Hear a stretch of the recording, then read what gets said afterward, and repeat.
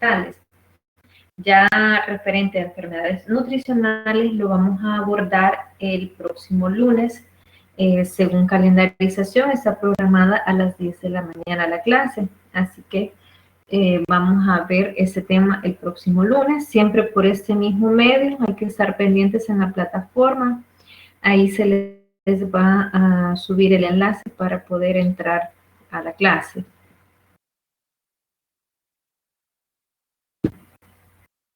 Bueno, me dicen si ven que cambió la diapositiva para saber que sí lo están viendo. Les pregunto por qué. Vale, gracias. Sí, en una actividad, bueno, clase que tuve el día martes con los de quinto año, yo estaba hablando, pero no les aparecía a ellos el cambio de diapositiva, así que mejor con tiempo verificamos eso. Pero gracias por confirmarme. Bueno, con respecto a las enfermedades ambientales, vamos a verlos desde un aspecto bastante general, porque cuando hablamos de enfermedades ambientales no solo nos referimos a aquellas relacionadas con la industria, lo que es humo de vehículos, ¿verdad? Sino también se incluyen otras enfermedades que a causa del comportamiento humano de los, ¿cómo le digo?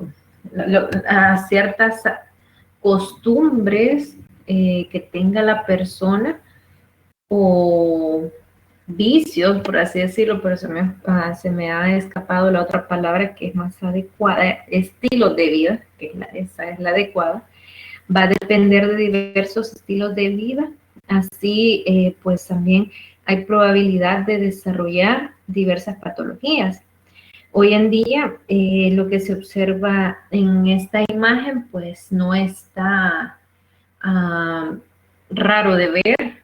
Podemos ver que hay mucha tala de árboles a causa de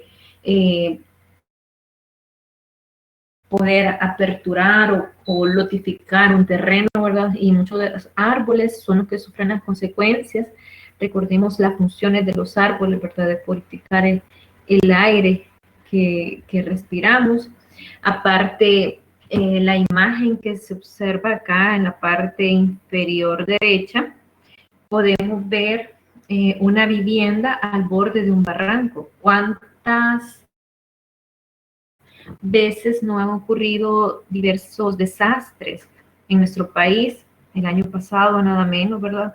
Se dio la situación de muchas personas que vivían al borde de barrancos, perdieron sus casas. Entonces, eso no es una realidad que nosotros vivimos como país. No podemos decir que vivimos en el país de las maravillas, ¿verdad? Siempre hay circunstancias. La verdad que los países en vías de desarrollo nos vemos afectados en vías de mejorar la situación de la población, pues muchas empresas internacionales establecen sus fábricas acá, pero eso trae consigo, ¿verdad? También contaminación ambiental, los químicos que se emanan de esas fábricas, el humo que puede emanarse dependiendo del rubro de la fábrica.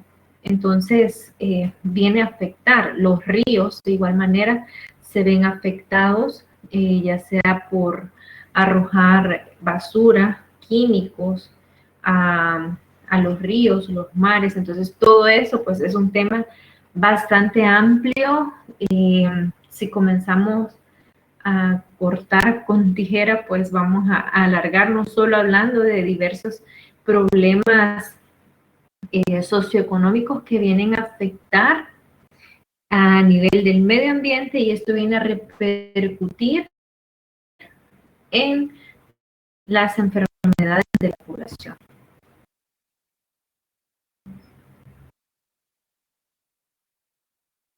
Hoy en día existen diversas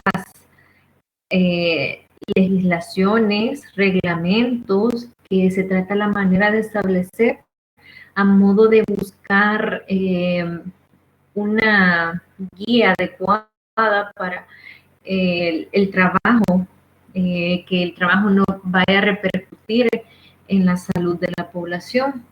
Sin embargo, todo trabajo requiere ciertos riesgos, ¿verdad? El trabajo intelectual, pues, repercute en la salud mental de la persona, desarrolla esta dependiendo de la carga laboral, el estrés, aparte personas que se ven expuestas físicamente también, ¿verdad? Como lo podemos ver en esta imagen de el señor que va cayendo de la grada, que está trabajando en construcción. Esto repercute un riesgo. En nuestro medio, el hecho de manipular muestras biológicas, esto va a repercutir también en la salud de nosotros, ¿verdad? Como profesionales, el riesgo que tiene todo el personal de salud en esta pandemia se pudo ver muy claro, pues era el personal sigue siendo, mejor dicho, el personal de primera línea, ¿verdad? Porque estaban más expuestos.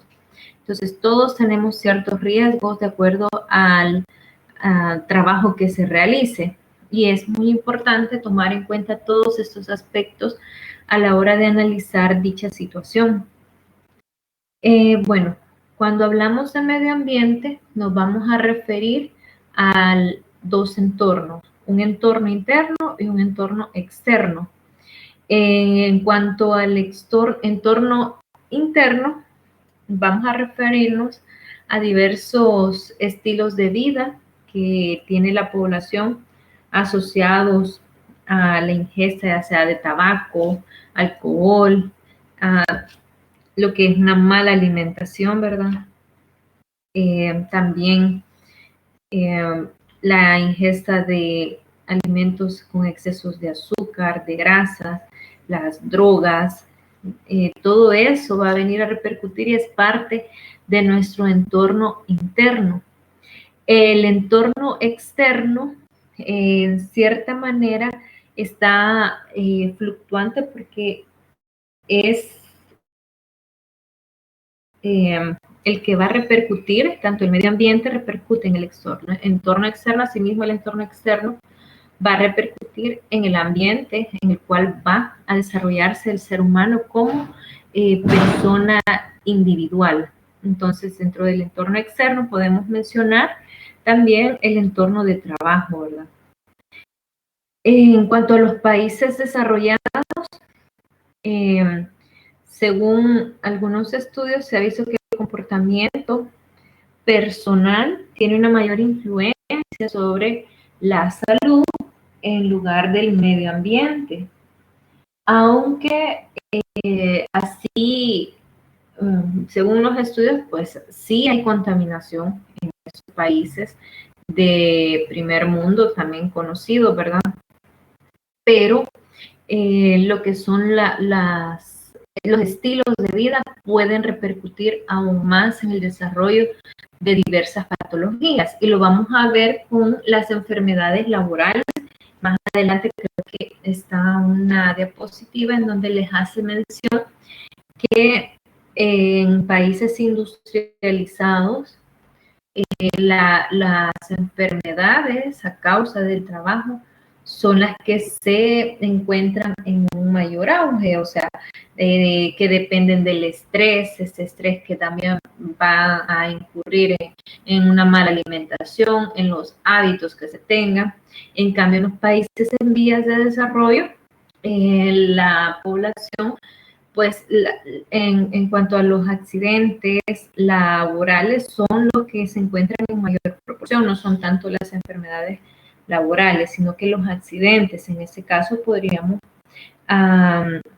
deducir que tal vez en los países en vías de desarrollo no se vela por el cumplimiento de un protocolo que permita disminuir la cantidad de esos accidentes laborales.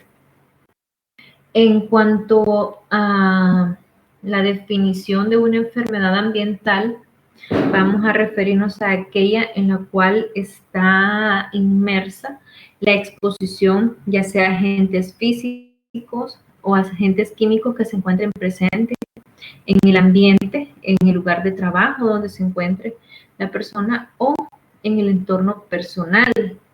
Asimismo, se incluyen en esas enfermedades ambientales aquellas patologías relacionadas a que son de origen nutricional, y lo vamos a ver en la clase del día lunes, esas patologías que en muchos casos, a pesar que son países ya desarrollados, pero hay una afectación nutricional porque la ingesta que se tiene es mayormente en azúcares, en carbohidratos, y es más la obesidad que tiene la persona a la nutrición que se puede detectar, ¿verdad? Entonces, dentro de esas enfermedades ambientales también podemos mencionarlos.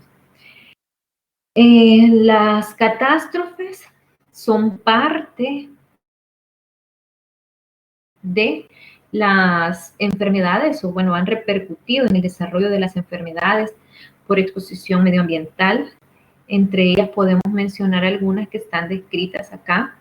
La contaminación por metilmercurio en Japón en 1960, y vamos a ver el mercurio, cuánta repercusión puede tener, ¿verdad?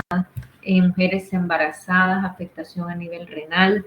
Tenemos también la fuga de dioxina en Seveso, en Italia, el escape de gases oceanato en la India, la contaminación intencionada del metro en Tokio, asimismo la fusión del reactor nuclear de Fukushima, posterior al tsunami en el 2011. Eso por mencionar algunas de las catástrofes que han surgido a nivel mundial y que han repercutido, ¿verdad?, en una contaminación ambiental, y esto ha sido el origen para el desarrollo de diversas patologías de origen ambiental y que vienen mayormente a afectar a nivel pulmonar. La Organización Internacional del Trabajo ha hecho ciertos estudios y según ha estimado, hay 2 millones de víctimas al año en el mundo a causa de patologías laborales.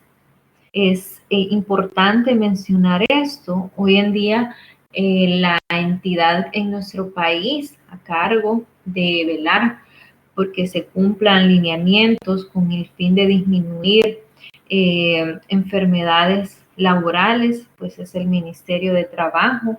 Y bueno, los ministerios de trabajo exigen que en instituciones que sean ya un poco grandes haya un comité de seguridad ocupacional, ¿verdad? Todo con el fin de disminuir el aparecimiento de diversas patologías. Las enfermedades por malnutrición han tenido una mayor difusión últimamente. En el 2010, nada menos, se reportaron 925 millones de personas que sufrían una malnutrición. Hoy en día, pues, tenemos otros casos de enfermedades que posiblemente a partir del otro año ya se vayan incluyendo estas afectaciones que puede haber tenido la presencia del COVID en nuestro medio, ¿verdad? La desnutrición se observa mayormente en niños y más del 50% de las muertes infantiles ocurridas en el mundo son atribuidas a una malnutrición. Y eso, pues, como les menciono, lo vamos a ver más adelante en relación a esta situación nutricional. En cuanto a las enfermedades ambientales, pues se afecta al medio ambiente. El medio ambiente viene a repercutir en la salud de la población, y dado que repercute en la salud de la población, esto trae consigo una carga económica mucho mayor. Se estima que la cantidad de incapacidades que se reciben anualmente por diversas enfermedades relacionadas al ambiente oscilan en miles de millones de dólares. Entonces, podemos ver que eso pues va a venir a afectar el desarrollo adecuado a nivel económico, ¿verdad? Ah, asimismo, se ha establecido que por el cambio climático, todas las alteraciones que se observan por la alteración en el clima, esta pues va a ser la principal causa de enfermedades ambientales en el siglo XXI. Hace poco pues todavía se ha estado escuchando de diversas situaciones medioambientales que se presume van a ocurrir muy pronto, ¿verdad? Que ha subido los niveles del mar, que los glaciares están descongelándose. Entonces, toda esa afectación, esa causa, ¿verdad? Del cambio climático, que también va a repercutir en la salud de la población.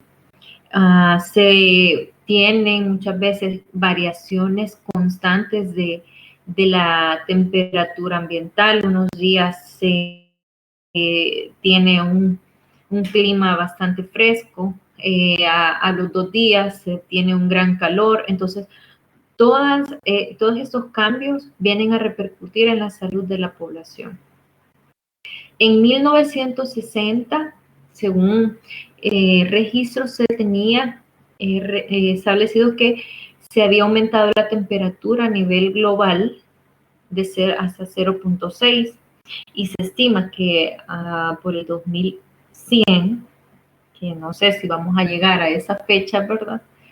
Bueno, yo no creo que llegue, tal vez alguno de ustedes, pero se estima que la temperatura a nivel mundial va a aumentar entre 2 a 5 grados centígrados. O sea, en nuestro país, que muchas veces a nivel central la temperatura anda oscilando entre 32, 35 grados, la temperatura en esa zona sería de unos 40 grados. En Oriente, que la temperatura oscila entre 38 a 40, andaría por 45 grados. Entonces, imagínense esas temperaturas extremadamente altas para nuestro medio, van a repercutir en la salud de la población, ¿verdad? Puede haber un golpe de calor en la población, deshidrataciones. Entonces, todas estas afectaciones se pueden desarrollar por el cambio climático que pueda haber en una zona en específico. Por eso, pues se tiene siempre, se está trabajando en vías de poder disminuir todas esas repercusiones, ¿verdad? ¿Y quién es el culpable? Pues el ser humano es el culpable, ¿verdad? Nosotros como seres humanos somos los culpables del aumento de ese cambio climático, el aumento de la contaminación ambiental. Y si seguimos de esa manera, pues posiblemente ni lleguemos al 2060, 2070, ¿verdad? Entonces hay que seguir haciendo conciencia de dicha situación. Pero bueno, esa no es una charla a nivel social, sino que vamos a ir hablando un poco sobre las repercusiones que tienen. Permítame un momento.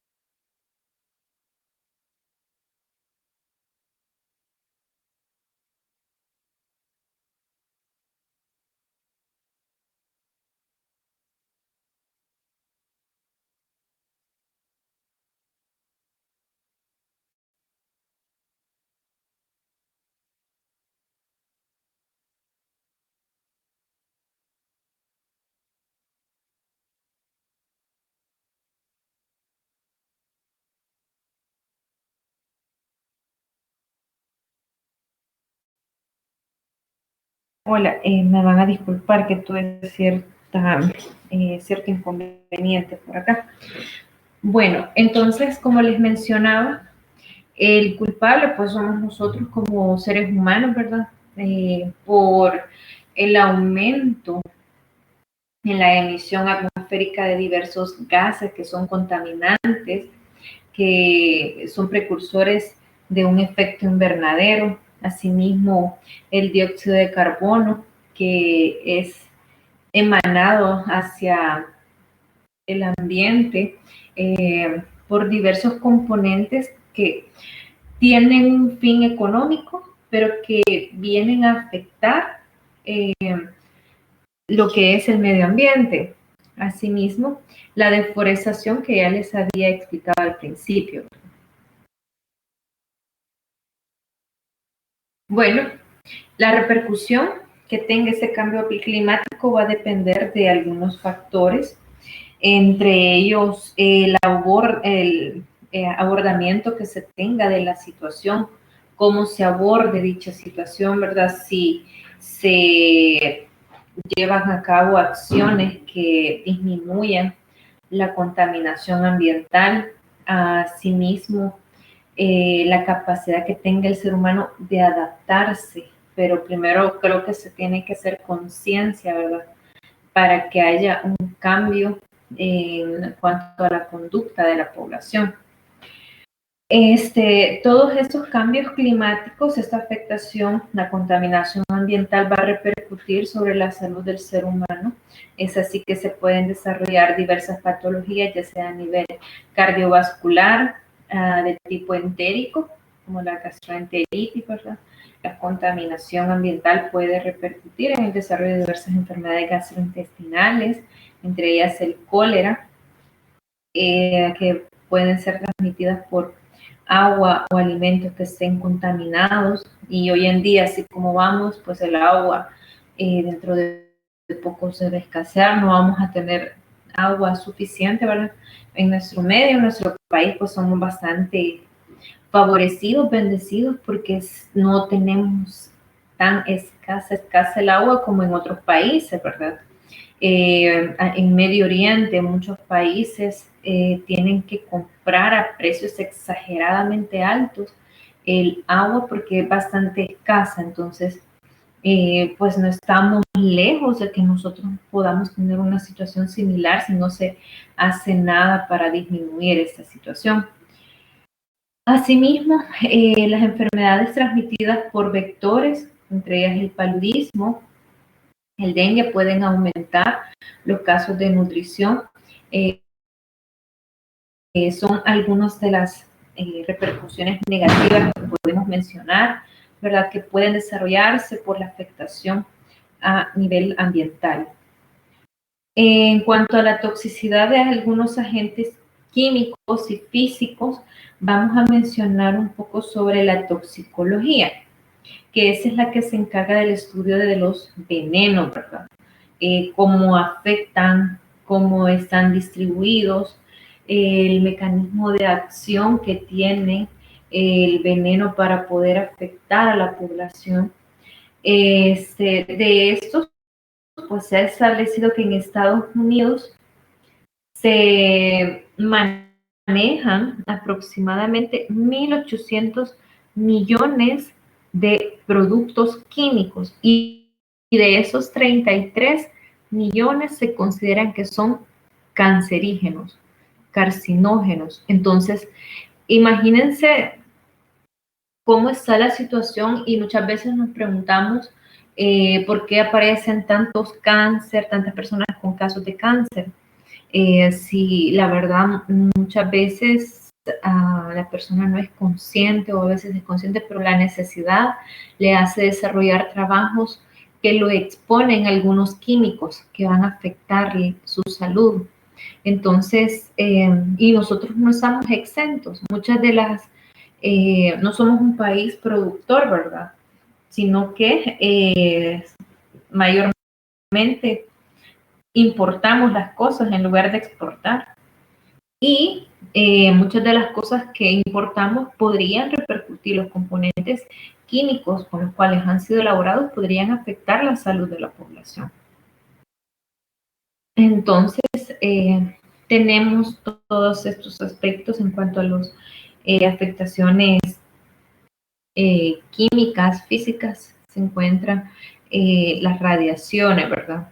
Así, acabamos de ver un poco sobre la toxicología, que se encarga del estudio de los venenos, pero vamos a definir un poco sobre qué es un veneno. En realidad, este término es mayormente relacionado con un concepto cuantitativo. ¿Por qué? Porque todo componente químico o farmacéutico podría ser considerado hasta cierto punto un veneno. Va a depender de la dosis que ingiera una persona para poder definir si este elemento es un componente químico o, perdón, si este elemento es un remedio o es una solución, ¿verdad?, al problema, o en realidad se está convirtiendo en un veneno. Tenemos así otro término que es bastante utilizado, el término conocido como xenobióticos. Este hace referencia a diversos componentes, ya sea de tipo químico, que se encuentran en el ambiente y que pueden estar presentes ya sea en el aire, en el suelo, en agua, en los alimentos, y poder ser ingeridos o inoculados al ser humano, o tener una vía de entrada, ya sea a través de la nariz, de la boca, del contacto, ¿verdad?, a través de la piel. Diversos elementos químicos pueden ser absorbidos a través de la piel y desarrollarse una toxicidad, ¿verdad?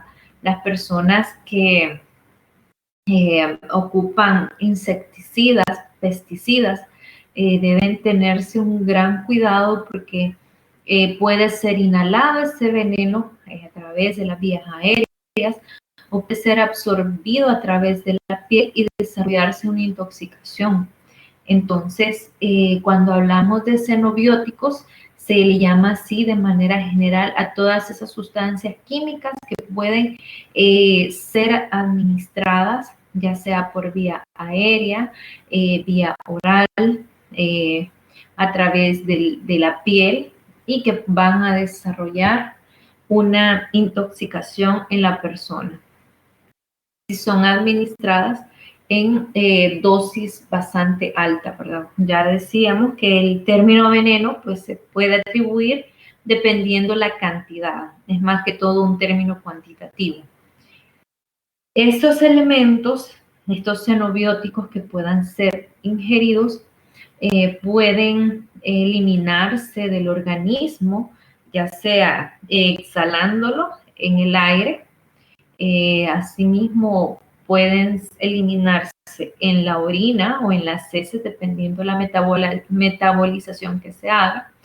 O también otro de los fines que puede tener es la acumulación a nivel de hueso, ya sea a nivel de la grasa o en el cerebro o en otros tejidos, ¿verdad? Estas sustancias pueden actuar ya sea en el foco de entrada, en la puerta de entrada, o diseminarse por vía hematógena hacia otras zonas, ¿verdad? Y desarrollar una afectación más grave, ya sea una bacteriemia, una septicemia o cualquier el componente, ¿verdad?, que sea administrado a nivel de sangre. Una de las características que tienen lo que son algunos venenos, algunas drogas o algunos componentes químicos que no son tan saludables para las personas es que son lipófilos, o sea, son componentes afín a las componentes proteicos o componentes grasos que pueden estar presentes en la membrana celular. Entonces, o también presentes o poder ser transportados, ¿verdad?, a través de las grasas. Esto es así que una vez entrando al organismo, se puede facilitar el transporte de esos elementos tóxicos a través de la sangre una vez uniéndose a lipoproteínas.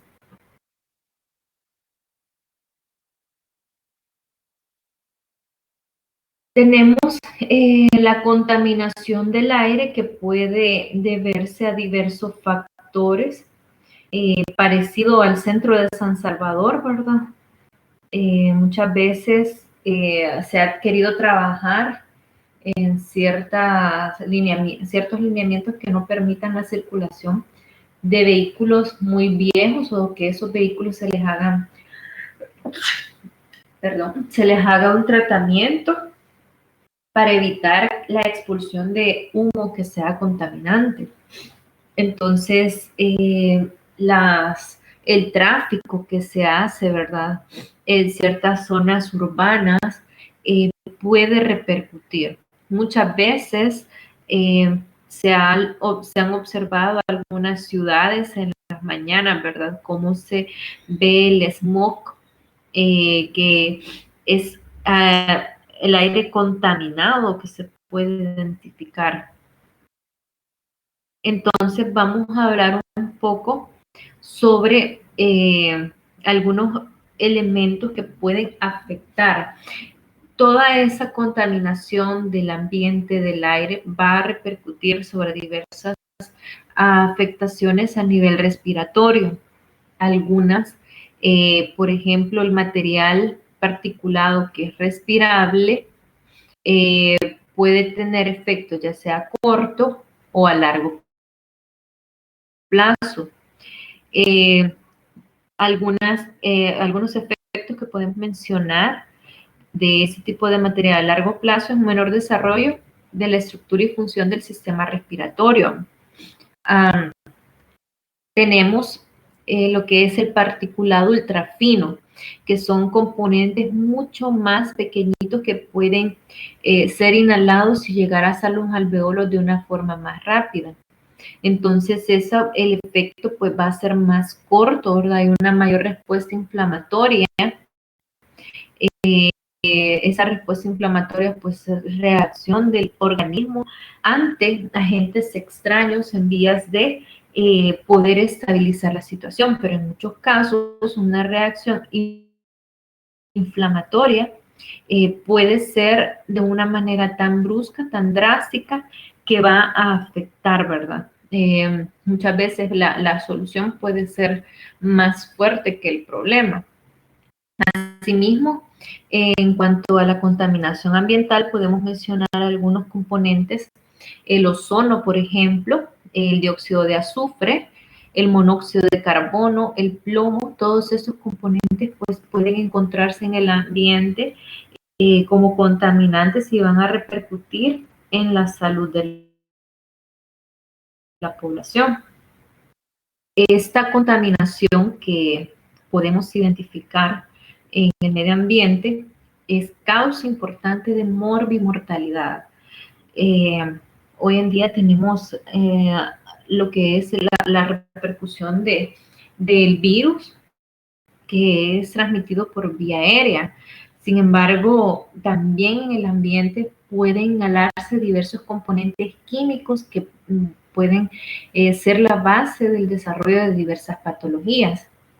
Entonces, esa contaminación del aire puede darse o puede venir de diversos orígenes, ¿verdad? Un origen interno o un origen externo. Entonces, vamos a ver un poco sobre la contaminación del aire a nivel externo.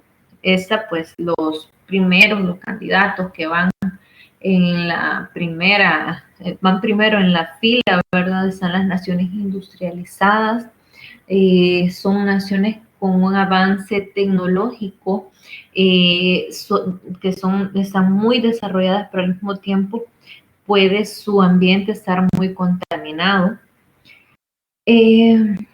Mayormente en las ciudades es donde se encuentra una mayor contaminación, mayor presencia del smog, y así podemos encontrar la niebla tóxica que puede estar compuesta por el dióxido de azufre, monóxido de carbono, el ozono, dióxido de nitrógeno, plomo, que son componentes químicos muy tóxicos, algunos de ellos, muy dañinos para la salud de la población. Y como son inhalados por vía aérea, es la entrada, pues los pulmones son los que pueden verse afectados mayormente.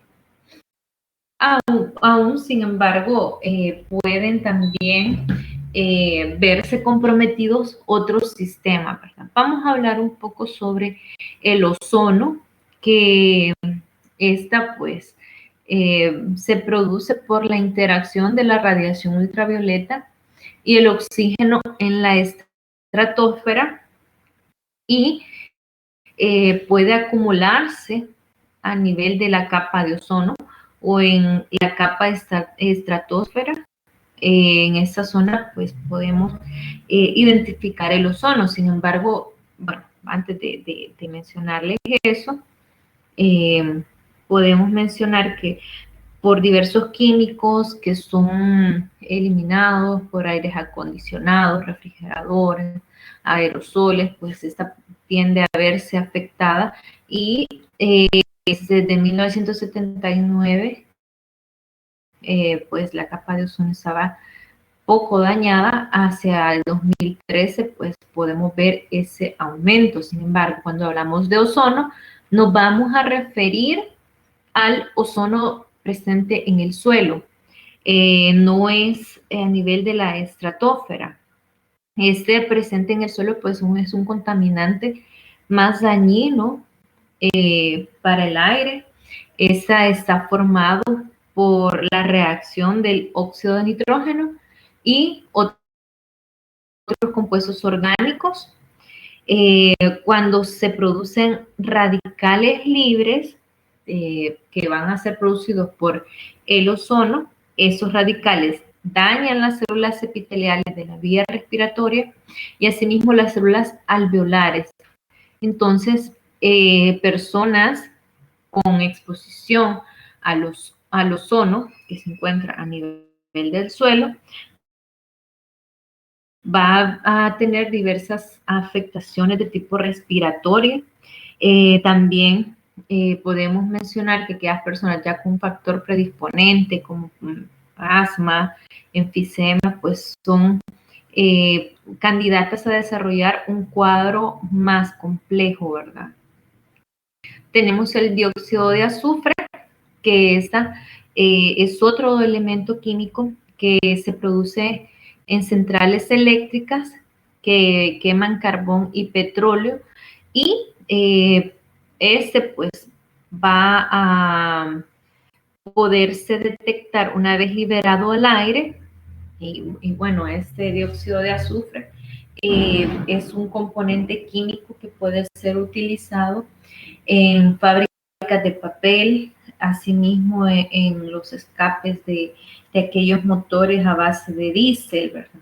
Una vez liberado al medio ambiente, ese se transforma en ácido sulfúrico y trióxido sulfúrico y al ser inhalados, tal vez a ustedes les ha pasado alguna vez el humo que tiran algunos buses, que la mayoría de buses pues son a motor a base de diésel, ¿verdad? Más esos motores que no le den buen mantenimiento, el señor del bus pues acelera, ¿verdad? Usted se cae de bajar y le cae el montón de humo cerca. Al momento de inhalar, al momento de respirar, la persona puede inhalar este humo. Y si ustedes tal vez ya les ha pasado, por los componentes químicos presentes, eso da una sensación de quemazón a nivel de la nariz y en la garganta, ¿verdad? De las personas que están más expuestas. Por ejemplo, los señores que venden en las paradas de buses, ellos pueden desarrollar diversas patologías de tipo respiratorio. Esto es así, uno que a veces anda en esa zona que no es muy frecuente, ¿verdad? pero sí tiene que andar en esa zona, a veces siente el malestar de este humo. Ya no digamos estas otras personas que se encuentran expuestas con mayor tiempo, y ya no digamos personas con otra enfermedad de base, ¿verdad? Como por ejemplo personas con asma, que puede afectarles aún más. En cuanto a los componentes, tenemos las partículas, el hollín, que son partículas bastante finas, menos de 10 micrómetros de diámetro. Esas pueden ser inhaladas hasta los alveolos, porque son bastante finas, y una vez llegan a los alveolos, los macrófagos, que son las células de primera línea de defensa, y neutrófilos van a comenzar a liberar mediadores inflamatorios, a mandar señales de alerta por la presencia de un agente extraño, ¿verdad? Entonces, la reacción inflamatoria que pueda tener la persona también puede repercutir en el estado de salud, ¿verdad? Aquellas partículas que ya tienen un tamaño mayor a 10 micrómetros tienen una menor consecuencia de desarrollar algún problema respiratorio. Sí podrían desarrollar, pero disminuye la posibilidad cuando las partículas son de mayor tamaño. ¿Por qué? Porque esas quedan atrapadas en los vellos, en la nariz, ¿verdad?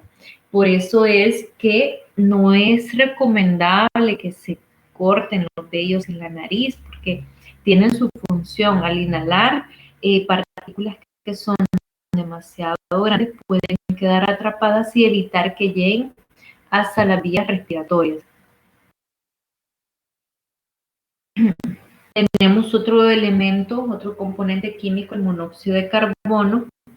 Esta puede afectar en gran manera. Este gas puede ser causa de diferentes accidentes, muertes accidentales, asimismo de suicidio.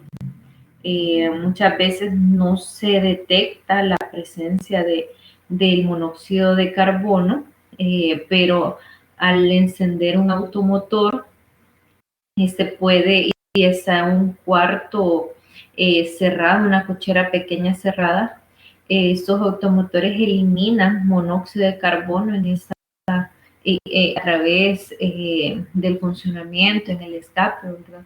Y si hay un encierro, esa persona puede intoxicarse, dado que el monóxido de carbono tiene una mayor afinidad por la hemoglobina. Entonces, al acoplarse a la hemoglobina, esta no va a permitir que la hemoglobina en sí se sature de oxígeno, sino de monóxido de carbono, que es algo bastante tóxico, irritante, ¿verdad?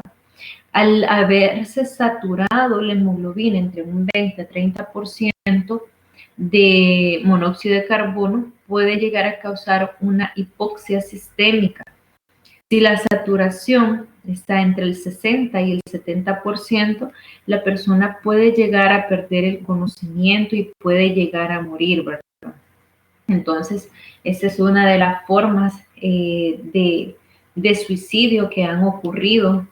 Quienes están bastante expuestos a este tipo de contaminación son aquellos trabajadores en túneles, ¿verdad?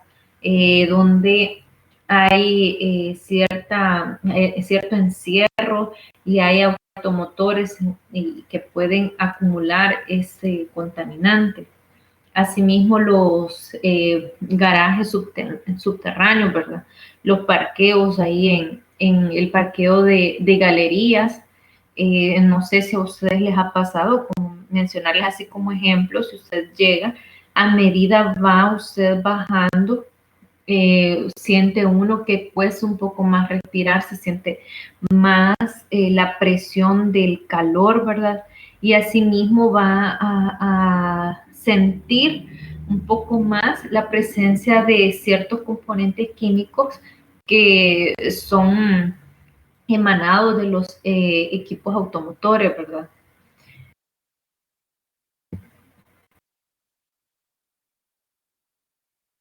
Tenemos la contaminación del aire interno, en el cual se ha relacionado a la contaminación dentro del hogar. Por ejemplo, el humo de madera, cuando se tiene una cocina de leña, ¿verdad? Puede eso emitir diversos componentes, óxidos de nitrógeno, partículas de carbón, que es bastante irritante. Muchas personas que toda su vida cocinan con leña, de manera temprana pueden desarrollar infecciones pulmonares, una neumonía que puede causarles la muerte, ¿verdad? Dependiendo de cuánto esté expuesto o ha estado expuesto el pulmón a este componente. Asimismo, algunos bioaerosoles que van a ser derivados de algunos componentes, por ejemplo, los ácaros del polvo, hongos por humedad. Si usted tiene una habitación que es un poco húmedo el ambiente y permanece cerrado, al entrar se siente el olor y la sensación a humedad, ¿verdad?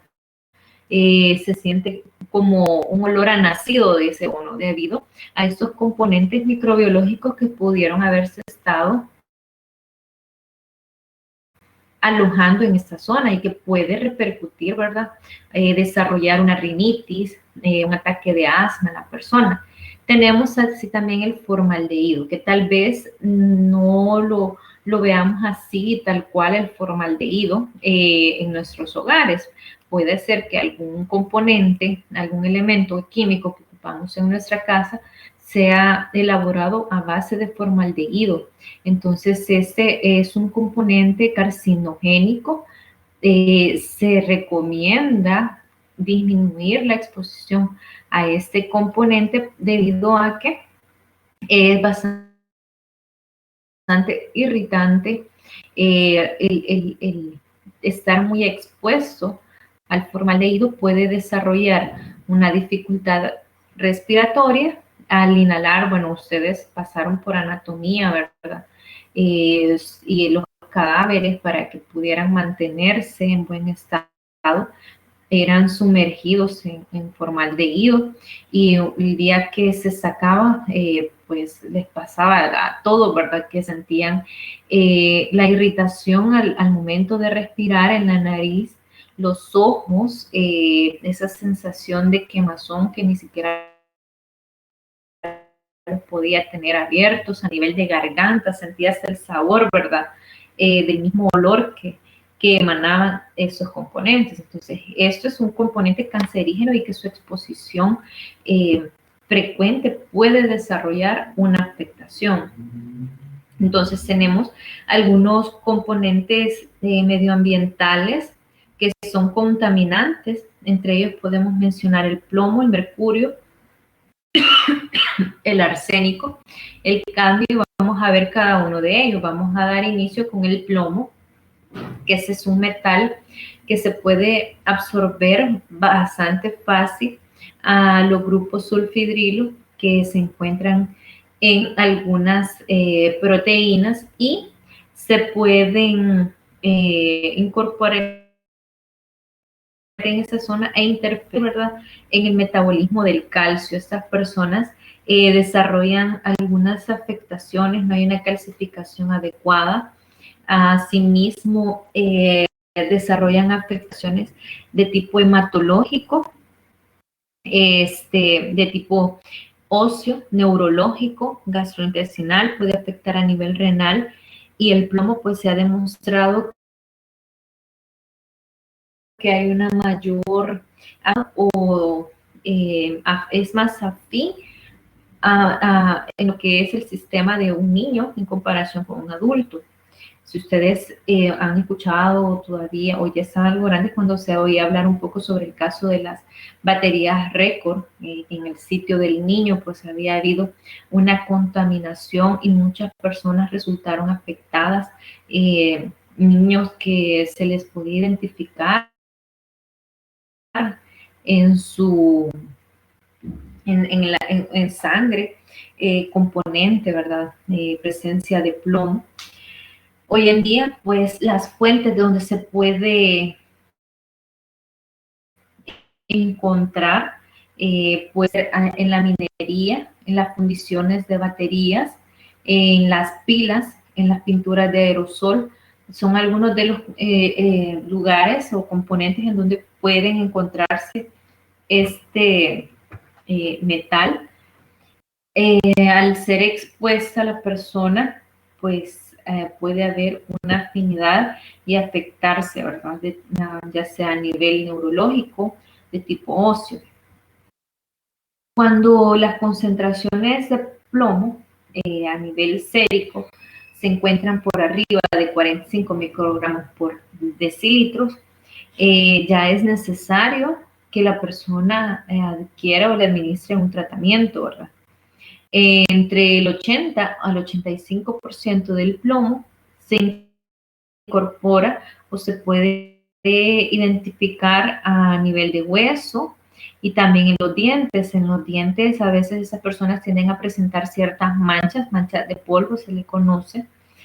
En los niños pues puede haber una afectación, ¿verdad? Para lo que es la formación del cartílago, ya que por la afinidad que tiene al calcio. A nivel de sangre puede encontrarse nefrosis de sangre periférica, punteado basófilo, que es característico por contaminación de plomo, ¿verdad? Si hay ya una historia clínica que hace referencia a que la persona estaba expuesta al plomo, pues ya ese es un punto a favor de que puede hacer contaminación por plomo. Asimismo, la anemia microcítica e hipocrómica puede estar en pacientes con esta afectación. No, se pueden observar eritrocitos pequeños, ¿verdad? Tenemos el mercurio. Este otro elemento puede unirse al grupo sulfhidrilo en algunas proteínas, afectando así el sistema nervioso central y también a nivel del riñón. Dentro de los usos que se puede dar al mercurio es a través de la pigmentación de pinturas, en los cosméticos. Se ha relacionado la intoxicación por plomo en algunas pacientes en estado de embarazo que han ingerido pescado. Se recomienda, por la facilidad con que puede ser contaminado el pescado con este metal, se recomienda que las mujeres en estado de embarazo reduzcan la ingesta del mercurio para evitar la probabilidad que haya una contaminación y que pueda afectar el desarrollo del bebé. Asimismo, otra de las fuentes donde podemos encontrar el mercurio es a nivel de las amalgamas, o sea, el componente que utilizan los odontólogos para hacer los rellenos que se conocen como plata, ¿verdad? Eso que son plateados. Entonces, ese componente metálico puede estar formado, tener cierto componente de mercurio. Se ha relacionado un caso que se le conoció como la enfermedad de Minamata, en donde hubo una contaminación de pescado y las mujeres en estado de embarazo expuestas se vieron afectados, los bebés. Algunos nacieron con una parálisis cerebral, con sordera, ceguera, retraso mental, algunos tuvieron afectación del sistema nervioso central y a pesar que estaba dentro del útero del bebé. Entonces ahí la recomendación. Se tiene el arsénico, que es otro componente químico que puede ser muy tóxico, afectar a nivel del tubo digestivo, en el sistema nervioso, en la piel, en el corazón. Este puede encontrarse en el suelo, en el agua, en algunos productos que son conservantes, ya sea de la madera, en algunos herbicidas, en algunos productos agrícolas, ¿verdad? Eso puede afectar ya sea a nivel cardiovascular, en el tubo digestivo, cuando son ingeridos en grandes cantidades. Una de las afectaciones que desarrolla es la interferencia en la fosforilación oxidativa a nivel de la mitocondria. Entonces, esta puede afectar reemplazándose los fosfatos en el trifosfato de adenosina y va a interferir, ¿verdad?, en el proceso de respiración a nivel mitocondrial. Esa dentro de algunas afectaciones. Tenemos el cadmio, que este es otro componente que es tóxico a nivel de riñón, a nivel de pulmón. Asimismo, es un contaminante ocupacional en lo que es la minería, en la galvanización, en la elaboración de productos, como por ejemplo, hoy mayormente se puede encontrar en la elaboración de pilas, ¿verdad? Las baterías para lámparas. Eso es un componente de cadmio. Entonces,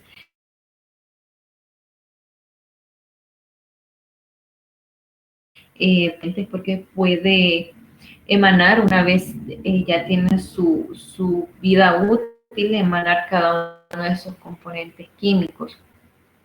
Entre los efectos tóxicos que se pueden desarrollar por el cadmio está la enfermedad pulmonar obstructiva, afectación a nivel renal, específicamente a nivel tubular, ¿verdad? Asimismo, puede estar asociado al desarrollo de cáncer de pulmón. Recordemos que el cadmio afecta mayormente a nivel de pulmón y a nivel de riñón. Así, tenemos acá algunas patologías que pueden desarrollarse, el órgano o sistema donde se va a encontrar esa patología y dependiendo del componente tóxico, ¿verdad? Así se afectan. Por ejemplo, a nivel del aparato urinario puede desarrollarse tóxico. Los éteres de glicerol, algunos disolventes, el cadmio, ¿verdad? Puede desarrollarse también cáncer de vejiga por productos de caucho, la benicidina. A nivel de piel pueden desarrollarse cáncer por la radiación ultravioleta, que esa la vamos a ver ya al final. Voy a tratar de ir un poquito más rápido porque apenas vamos por la mitad de la clase, fíjense.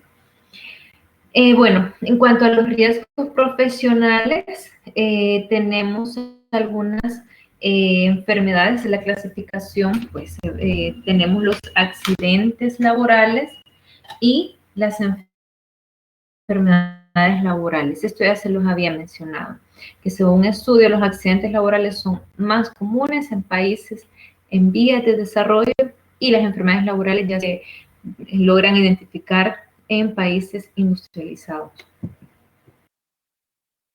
Pues en países industrializados,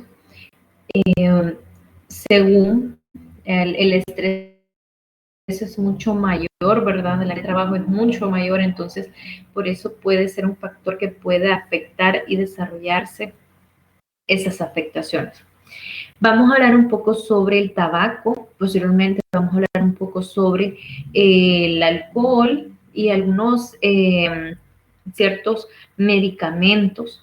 En cuanto a los efectos del tabaco, pues ya muchos de ustedes pueden conocer, ¿verdad? Se pasa hasta por la tele, sale el anuncio del cigarrillo y al mismo tiempo le hace referencia, hay una notita que dice fumar es dañino para la salud. Entonces, el hábito de fumar es la causa de muerte más fácilmente prevenible. Solo vas a disminuir, cortar, ¿verdad?, el hábito de fumar. Asimismo, un 10% de los casos de afectación a nivel pulmonar o cáncer de pulmón son causados en pacientes fumadores pasivos, o sea, aquellos que viven o conviven con pacientes fumadores. Aquellos fumadores pasivos son aquellos que solo inhalan el humo, no fuman, sino que están inhalando el humo que emanan los demás. Es por eso que en muchos países se tienen ciertas leyes que no permiten fumar en público. ¿Por qué? Porque esto es dañino para las demás personas. El tabaco, pues el 90% de los casos de cáncer de pulmón se relacionan a el hábito de fumar. Muchos de los componentes de los cuales se elabora el tabaco son componentes cancerígenos. Ya vamos a ver algunos alcoholes aromáticos, el fenol, el alquitrán, todos esos componentes vienen a afectar, ¿verdad? Y muchos de ellos son cancerígenos. Del 2/3 de los fumadores que se han identificado están localizados solamente en 10 países, imagínense. Entre ellos China, que lleva el primer lugar, le sigue India, posiblemente Indonesia, Rusia, Estados Unidos, Japón, Brasil, Bangladesh, Alemania y Turquía. Esos están entre los 10 países que cubren los 2/3 de fumadores. Entonces, imagínense en nuestro país que no estamos en esta lista y es bastante común ver una persona fumando, ya no digamos en estos países. Me imagino que por cada cuadra que caminan, pues se han de encontrar sus 3 fumadores, entonces ya el problema es mucho mayor, ¿verdad? El hecho de dejar de fumar puede reducir la mortalidad hasta 5 años. Por eso es muy importante que la persona fumadora tome conciencia de la afectación que puede tener el tabaco en la salud de ellas. El componente que hace que la persona desarrolle una adicción bastante alta, pues, es la nicotina. Hay otras que pueden desarrollar un efecto irritante, entre ellas el fenol, ¿verdad? Que lo que va a desarrollar es una inflamación y aumento de la producción de moco a nivel de las vías respiratorias. Eso pues desarrolla un reclutamiento de leucocitos a nivel del pulmón. Hay aumento de elastasas. Esta concentración de moco, leucocitos, elastasas produce una congestión a nivel pulmonar, evitando que la persona respire adecuadamente. Tiene que hacer un doble esfuerzo por respirar. Eso va a causar una lesión en el tejido pulmonar por el aumento del esfuerzo para respirar y pudiéndose desarrollar un enfisema. Eso lo van a ver en el laboratorio, esa patología de enfisema en el cual por la carga de trabajo alta que tiene el pulmón, los alvéolos se ven dilatados, ¿verdad?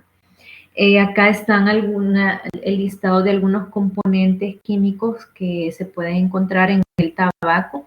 El alquitrán, que es carcinógeno, los hidrocarburos aromáticos policíclicos también, que es otro componente carcinógeno, el benzopireno, que también es carcinógeno, la nitrosamina es otro componente carcinógeno.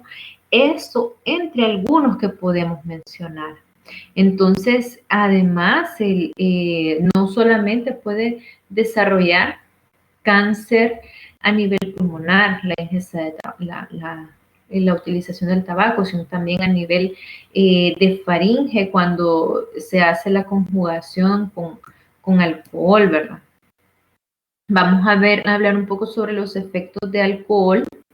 Cuando ese se ingiere en cantidades excesivas, puede desarrollar una afectación. Muchas personas que tienen una afectación cardiovascular, pues se recomienda que una copita, ¿verdad?, de vino blanco para poder hacer un poquito menos espesa la sangre, que le puede ayudar en la circulación. Entonces, pero ya los excesos, la verdad que nada es bueno en exceso, ¿verdad? Puede alterar el sistema nervioso central, puede haber una alteración neurológica. Eso puede repercutir en un daño físico o psicológico en la persona. Bueno, el abuso del alcohol es uno de los peligros que hasta ha sido más extendido a nivel mundial, ¿verdad? Es la causa de diversos accidentes de tránsito.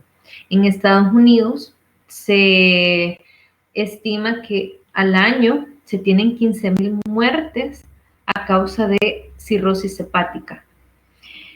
De esas, pues el proceso de metabolización del alcohol básicamente se basa en la ingestión de alcohol. Esta se lleva a cabo una absorción en el estómago y a nivel del intestino delgado, y este componente tiende a diseminarse o distribuirse de manera uniforme en el cuerpo, en el organismo, y al ser exhalada, ese componente, el aliento, pues la concentración que se siente en el aliento es directamente proporcional a la concentración que se encuentra a nivel sanguíneo. Entonces, en esa premisa se basan las pruebas, ¿verdad? Los alcotests, que de acuerdo a la cantidad del componente que es exhalado, así es la concentración de alcohol a nivel del organismo en los órganos. Menos del 10% se excreta en orina, en sudor y en la respiración, sin ningún cambio. Es por eso tal vez ustedes han tenido cerca a una persona que es alcohólica. Cuando la persona ya es una alcohólica crónica, se siente, ¿verdad?, el olor a alcohol que emana, ya no es ni sudor, ¿verdad?, sí, así como alcohol. Bueno, esto ya se los expliqué, que la cantidad exhalada es proporcional a la concentración sanguínea, y los efectos pueden variar, ¿verdad?, de acuerdo a la edad, al sexo y a la grasa corporal, también de acuerdo a la adaptación fisiológica, porque muchas personas, si se toman 3 bebidas alcohólicas, ya se sienten mareadas, ya se sienten mal. En cambio, otras necesitan una concentración mucho mayor porque ya tienen una resistencia mucho mayor por el consumo excesivo. De acuerdo al texto, el 200 miligramos por decilitro de alcohol pueden desarrollar una somnolencia en el paciente, pero ya con concentraciones mucho mayores pueden llevar al estupor, o sea, pérdida de conciencia. Acá tenemos la forma de metabolización del alcohol. Entra el alcohol al organismo, la alcohol deshidrogenasa va a entrar en acción, va a transformar ese alcohol en acetaldehído. El acetaldehído, bueno, va a entrar en acción la acetaldehído deshidrogenasa. En todo este proceso, para convertir el alcohol en acetaldehído y el acetaldehído a acetato, interfiere en moléculas de dinucleótido de nicotinamina y adenina, o sea, el NAD, y se oxida o se transforma en la forma oxidativa, el NADH. Esta molécula es importante para la transformación o el metabolismo de las grasas, pero cuando la persona ingiere alcohol en excesiva cantidad, este componente es utilizado para la metabolización del alcohol y queda insuficiente cantidad para la metabolización de las grasas. Es ahí que la persona que es alcohólica tiende a desarrollar una mayor acumulación grasa adiposa a nivel del abdomen, ¿verdad?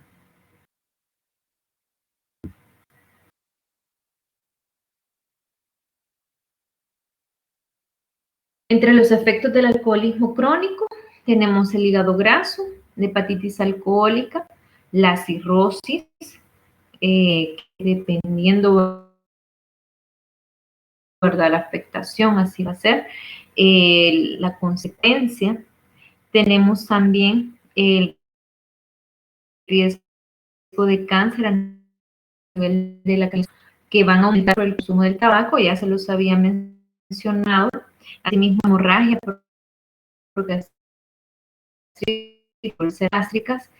de verse, ¿verdad?, a una afección, a estas úlceras, un alcoholismo, con no haber una absorción adecuada. Estos pacientes pues desarrollan anemia y necesitan, ¿verdad?, tiamina por la descompensación que va a tener. Vamos a ver un poco de las lesiones que deben desarrollarse por la administración de algunos fármacos para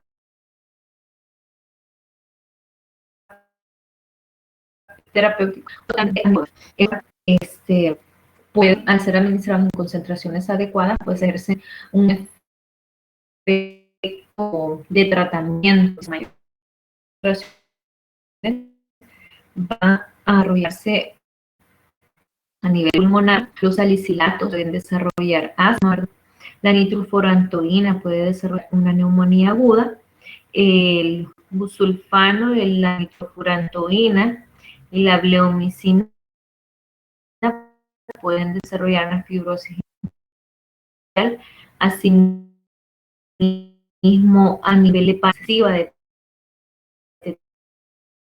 tetraciclina, de cambio adiposo, entonces, dependiendo de esos alimentos que sea administrada, sí puede repercutir en daño a un órgano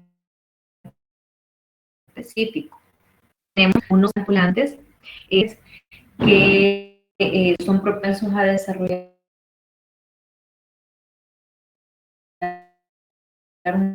una hipercoagulabilidad no diseminada, algunas complicaciones trombóticas. Se busca con eso evitar que dentro de los vasos sanguíneos se formen trombos o coágulos que puedan ocluir el riego sanguíneo hacia un órgano específico y que éste pueda desarrollar una isquemia, ¿verdad?, y que el órgano pueda fallecer o morir. Tenemos algunos anticoagulantes, como es la warfarina y el dabigatran, que cada uno de ellos tiene su función, ¿verdad? Entre las complicaciones que pueden tener, porque esos elementos, estos medicamentos, debe estarse evaluando con frecuencia cómo está la respuesta al tratamiento de parte del paciente. Si se siguen administrando y el paciente llega a controlarse o si no se administra una cantidad adecuada, así pueden ser las complicaciones. Pero si se administra en excesiva cantidad, entre las complicaciones que puede tener el paciente es una hemorragia, asimismo complicaciones trombóticas como accidente cerebrovascular embólico, cuando hay una deficiencia en el tratamiento. Entonces, es por eso que esos pacientitos deben estar siendo controlados con frecuencia si la concentración del anticoagulante administrado es la necesaria, es la suficiente. Tenemos el tratamiento hormonal en casos de menopausia. En este caso, la mujer cuando llega a la etapa de menopausia y el cuerpo no produce los estrógenos en suficiente cantidad y por lo tanto deben ser administrados por vía oral. Para eso, pues también la ginecóloga debe evaluar a la paciente para poderle dar el tratamiento más adecuado de acuerdo a las características fisiológicas de la paciente. En pacientes en estado de menopausia, tal vez ustedes, su mamá, su abuelita, le escuchaban decir, ¿verdad?, que sentían calor, era excesivo el calor, unos sofocos, era causa de la disminución de estos estrógenos. Asimismo, deben ser administrados estos estrógenos como tratamiento porque Los estrógenos son muy necesarios, ¿verdad? Para la producción también de calcio. Entonces, al no ser administrados adecuadamente, bueno, al administrarse, se busca la manera en cómo frenar la progresión de la osteoporosis, mayor, bueno, en casos de estas pacientes, ¿verdad? Ya en estado menopáusico. Hay algo que hay que mencionar es que los tratamientos deben durar en promedio 1 año. Si la ingesta, la administración de estrógenos se pasa de ese tiempo, anda por los 5 a 6 años, esto puede conllevar un riesgo de desarrollar cáncer de mama. Entonces, es muy importante, ¿verdad?, evitarlo. Lo que es el tratamiento hormonal es importante, ya les decía, para evitar el desarrollo de aterosclerosis, enfermedades coronarias, entre otras, ¿verdad? Tenemos los anticonceptivos orales. Se estima que un aproximado de 100 millones de mujeres a nivel mundial usan anticonceptivos orales. Me imagino que ha de ser mucho más la cantidad. Esta, la función, pues, es inhibir la ovulación, previniendo que se lleve a cabo la implantación del blastocisto. Actualmente se está trabajando, estudiando para que estos anticonceptivos lleven menor cantidad de estrógenos para evitar efectos colaterales, ¿verdad? En una concentración menor de los 20 microgramos de etilenilestradiol es el que se busca, ¿verdad?, poder administrar a las pacientes para poder evitar lo que son afectaciones, porque esos anticonceptivos pueden desarrollar acumulación o agregación intravascular, lo que son formación de coágulos, ¿verdad? Para poder evitar estos efectos que pueden desarrollar la ingesta de anticonceptivos orales, se tienen a bien utilizar lo que son anticonceptivos transdérmicos o que sean implantables, por ejemplo, el DIU, para evitar, ¿verdad?, la ingesta de esos anticonceptivos. Algo que es necesario señalar es que a pesar que puede desarrollar una coagulación intravascular, no va a incrementar el riesgo de desarrollar cáncer de mama, el cáncer de endometrio y ovario. Algo que mencionaba la bibliografía es que puede incrementar el riesgo de carcinoma de cuello uterino en mujeres infectadas por el virus del papiloma humano. Esto se ha hecho estudios y podría estar relacionado, ¿verdad?, al hecho de que la mujer, al tener ese efecto protector a través de anticonceptivos orales, usa en menor proporción el condón, y al tener la persona varias parejas sexuales, esto puede ser un factor predisponente para el desarrollo de, para el desarrollo del virus del papiloma humano, que es un precursor del desarrollo de cáncer a nivel del cuello uterino. Bueno, eso ya se los mencionaba, que hay una mayor probabilidad de trombosis venosa. Duplican el riesgo de enfermedad arterial coronaria en mujeres fumadoras de más de 35 años. Esta debido al riesgo de una mayor coagulación intravascular, ¿verdad?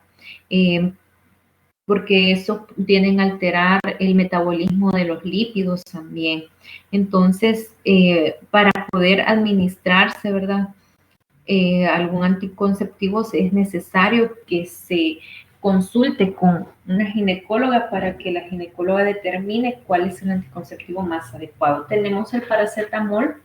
Este es un analgésico bastante utilizado a nivel mundial. Y hoy en día que la ibuprofeno, ¿verdad?, diclofenac, que son componentes, son medicamentos para el dolor, que pueden afectar a nivel renal, se ha recurrido al paracetamol. Eso sí, que el paracetamol debe ser administrado en concentraciones no mayores a 1 gramo, ¿verdad? Al día. Normalmente la administración que se da es de 500 miligramos cada 8 o cada 12 horas. Entonces, pero si la persona comienza a administrarle de 3.5 gramos hacia arriba, puede haber una toxicidad hepática, porque el 90% del metabolismo de este medicamento se lleva a cabo a nivel hepático y solo el 10% a nivel renal. Por eso es que se ha visto que ese es un medicamento bastante adecuado para evitar una afectación a nivel renal. Sin embargo, se debe cuidar, ¿verdad? No irse a los excesos, que el paciente se esté tomando 2 paracetamol cada 8 horas, porque ahí sí puede haber una afectación a nivel hepático. Tenemos el ácido acetilsalicílico. Cuando hay una sobredosis se puede desarrollar una alcalosis y posterior a la alcalosis una acidosis metabólica. Dentro de las afectaciones o los cambios que pueden haber a nivel del sistema nervioso central cuando hay un salicilismo crónico, están las convulsiones, el coma, afectación también a nivel mental, las cefaleas, mareos, puede haber una afectación auditiva, vómitos, diarrea, náusea, cuando son administrados en mayor concentración. Tenemos algunas sustancias no terapéuticas, por ejemplo, la cocaína. Esa pues se extrae de la hoja de la coca, se comercializa como un polvo hidrosoluble, conocido como clorhidrato de cocaína. La forma de administración es la inhalación a través de la nariz. Asimismo puede inyectarse por vía subcutánea o intravenosa y al cristalizar la cocaína, pues se obtiene lo que es el crack, que es una droga más potente. Dentro de los efectos que desarrollan es un efecto de euforia, una estimulación intensa, y la cocaína pues es considerada dentro de las drogas más adictivas. Algunos efectos que pueden desarrollarse en casos de gestación: la persona puede desarrollar un aborto espontáneo, la disminución del flujo sanguíneo hacia la placenta, puede haber una perforación del tabique nasal para aquellas personas que hacen una espinación a nivel del sistema nervioso central, puede haber una hiperpirexia, o sea, un aumento de la temperatura corporal excesivo, crisis comiciales, o sea, problemas neurológicos, alucinaciones, ¿verdad? A nivel cardiovascular, la persona puede desarrollar una taquicardia, hipertensión, una vasoconstricción, formación de trombos, lo que puede repercutir en un infarto del miocardio. Entonces, vemos que puede ser un efecto de euforia, pero las consecuencias de ese componente puede ser fatal para la persona. Tenemos los opiáceos, entre ellos la heroína, que es derivado de la planta adormidera, está relacionado con la morfina, y dentro de los efectos, ¿verdad?, está la euforia, las alucinaciones, somnolencia, sedación, puede ser administrada de manera intracutánea. La heroína puede causar diversos efectos adversos, por ejemplo, la muerte súbita cuando hay una sobredosis. Esto también relacionado por la pureza que puede tener este componente, porque las personas que la fabrican pueden no tener un control de calidad adecuado en donde la producen. Además, para que pueda surtirles más, ¿verdad?, el negocio, muchas veces son mezclados con otros componentes, como lo es el talco, harinas, y esto, al ser administrados en el organismo, pueden desarrollar diversas afectaciones. Por ejemplo, a nivel pulmonar, Pueden desarrollarse lo que son granulomas, porque si hay un cuerpo extraño que no es hidrosoluble, va a formarse o a desarrollarse ese granuloma, que significa que el cuerpo lo ha detectado como un cuerpo extraño. Además, debido a la administración por vía intravenosa, puede desarrollarse una infección por Staphylococcus aureus a nivel del tejido subcutáneo, una infección a nivel de las válvulas cardíacas, a nivel de piel pueden haber abscesos, ¿verdad? En riñones, desarrollar una glomerulosclerosis focal, asimismo una amiloidosis. Eso entre algunas de las afectaciones que puede desarrollar la ingesta de este componente. Tenemos la marihuana, un derivado de la planta cannabis sativa. Esta pues últimamente se tiene como un tipo de tratamiento para evitar las náuseas que produce el tratamiento de quimioterapia. Asimismo, el ojo con glaucoma reduce el dolor o la presión que pueda tener en esta zona, ¿verdad? Pero estos fines terapéuticos son con concentraciones controladas. No es que solo porque tiene un dolor lo va a administrar o a ingerir, sino que debe ser controlada la concentración. De manera controlada sí se toma como un tratamiento, ¿verdad? Tenemos algunas consecuencias que puede desarrollar el paciente por fumar marihuana. Hay una distorsión de la percepción sensitiva, hay un deterioro de la coordinación motora, aumento de frecuencia cardíaca y presión arterial debido al efecto eufórico de alucinación, ¿verdad? Puede haber angina en personas con una arteriopatía coronaria. De tipo respiratorio, se puede desarrollar laringitis, faringitis. Asimismo, puede tener presente componentes carcinogénicos.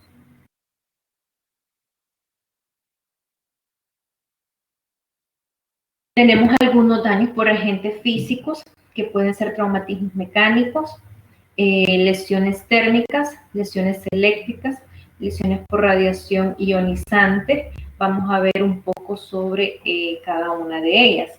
Podemos tener traumatismos mecánicos, los patrones con los cuales se le va a conocer al traumatismo. Tenemos las abrasiones, contusiones, las laceraciones, las heridas incisas, heridas por punción. Entre ellas podemos mencionar el impacto de bala, ¿verdad? Entonces, tenemos esos tipos de traumatismos mecánicos. Tenemos las lesiones térmicas, que es importante, tiene una importancia clínica. Permítanme un momento, por favor.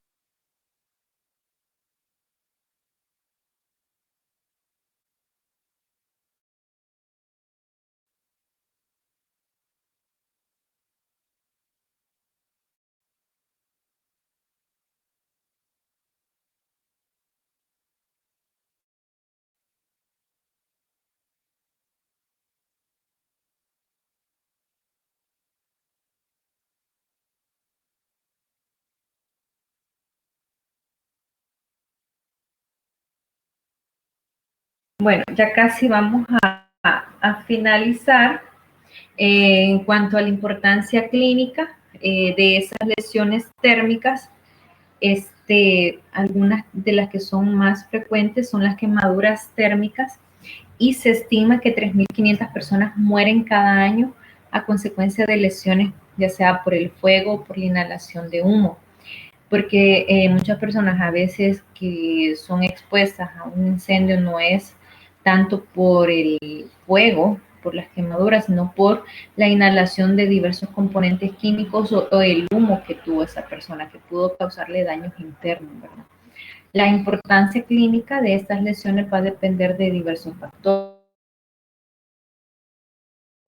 La profundidad de la quemadura, el área o el porcentaje de la superficie corporal que fue afectada, las lesiones internas, cuando se inhalan algunos gases calientes o tóxicos, y asimismo que tanto se atienda de forma temprana o ágil al paciente cuando se ve expuesto a estas quemaduras, ¿verdad? Las quemaduras pueden clasificarse dependiendo de la profundidad de afectación. Tenemos así las superficiales, que eran conocidas anteriormente como de primer grado. Esas son limitadas a epidermis. Tenemos la de grosor parcial, que ya implican lesiones a nivel de dermis, que son las que se conocían como de segundo grado. Tenemos la de grosor completo, que se extiende a nivel del tejido subcutáneo, y cuando el daño ya llega a tejido muscular, entonces ya si son más profundas, si a estas se les conocía, mejor dicho, como quemadura de cuarto año. Hoy en día pues se tiene esa clasificación con superficiales de grosor superficial, de grosor parcial, perdón, y de grosor completo. Y en las de grosor completo tenemos aquellas que se limitan a tejido subcutáneo y aquellas que pueden llegar hasta tejido muscular. En cuanto a las amenazas que pueden haber de esos pacientes que son quemados, puede ser el shock, la sepsis, la insuficiencia respiratoria por una afectación por el humo que fue inhalado, asimismo la infección por Pseudomonas aeruginosa, que es una bacteria de tipo hospitalaria que puede llegar a contaminar las quemadas de los pacientes si no se trata con un cuidado adecuado. Tenemos la hipertermia, que se refiere a una exposición prolongada a temperaturas elevadas, ¿verdad? En este caso, puede tener la persona calambres de calor por la pérdida de electrolitos. Eso puede darse cuando la persona es expuesta de manera prolongada, por un tiempo prolongado, a temperaturas corporales arriba de los 40 grados centígrados. Puede haber una sudoración excesiva. Eso hace una pérdida de electrolitos, ¿verdad? Y puede la persona hasta entrar en shock, ¿verdad? Tenemos la hipotermia cuando se da una exposición prolongada a temperatura ambiental baja. Esta puede encontrarse en personas que no tienen hogar, que viven debajo de puentes, ¿verdad? Y más en épocas que el clima es más frío, puede verse afectado. Tenemos la lesión, esa puede darse por dos mecanismos. Un mecanismo directo, que hay una alteración física en la célula debido a las elevadas concentraciones de sal cuando hay una cristalización del agua intra y extracelular. Así también los efectos indirectos cuando hay cambios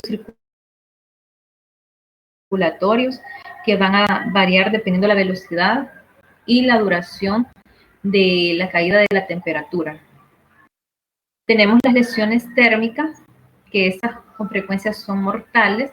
Esas pueden ser debido a cambios de voltaje, corrientes ya sea de alto y de bajo voltaje, ¿verdad?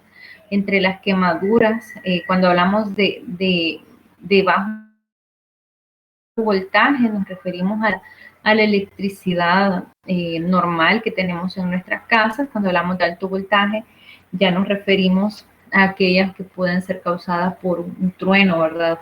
O un voltaje mucho mayor que puede ser gestionado ante la empresa que da el servicio de energía eléctrica. Entre las lesiones que podrían presentarse tenemos quemaduras, una fibrilación ventricular o fallo del centro cardíaco. Asimismo, puede haber una afectación a nivel respiratorio por alteración de los impulsos eléctricos normales, ¿verdad? Tenemos la radiación ionizante, lo cual se refiere a la energía que viaja en forma de ondas o partículas de alta velocidad, que en realidad tiene un beneficio, ¿verdad?, para poder verificar afectaciones ya sea de tipo óseo. Sin embargo, la fuente ya sea de rayos X, rayos gamma o neutrones pueden dar una afectación a las personas que están expuestas por tiempos prolongados a ese tipo de radiaciones. La radiación ionizante, por ejemplo, esta se utiliza en el tratamiento de cáncer, pero esta va con un fin específico, ¿verdad? Para eliminar aquellas células anormales. También se utiliza en el diagnóstico por imagen, los radioisótopos terapéuticos o diagnósticos, pero el uso de todas esas radiaciones pueden traer o conllevar diversos efectos adversos, ya sea a corto o largo plazo, ¿verdad? En la cual puede haber una fibrosis, una alteración en la formación de tejido fibroso, puede haber una mutagenia, una alteración, cambio, ¿verdad? En la estructura de ciertos tejidos, puede haber una carcinogenia, ¿verdad? Presencia o origen de células anormales, cancerígenas o neoplásicas, y teratogenia, que se refiere a alteración en caso de mujeres embarazadas en el producto que desarrollan alteraciones, y eso pues puede nacer con cierto aspecto menstrual, ¿verdad? Por las alteraciones que puede tener por el efecto frente a cada una de esas radiaciones ionizantes. He tratado de ir un poco rápido, ya que si se fijan la clase era bastante larguita, sin embargo,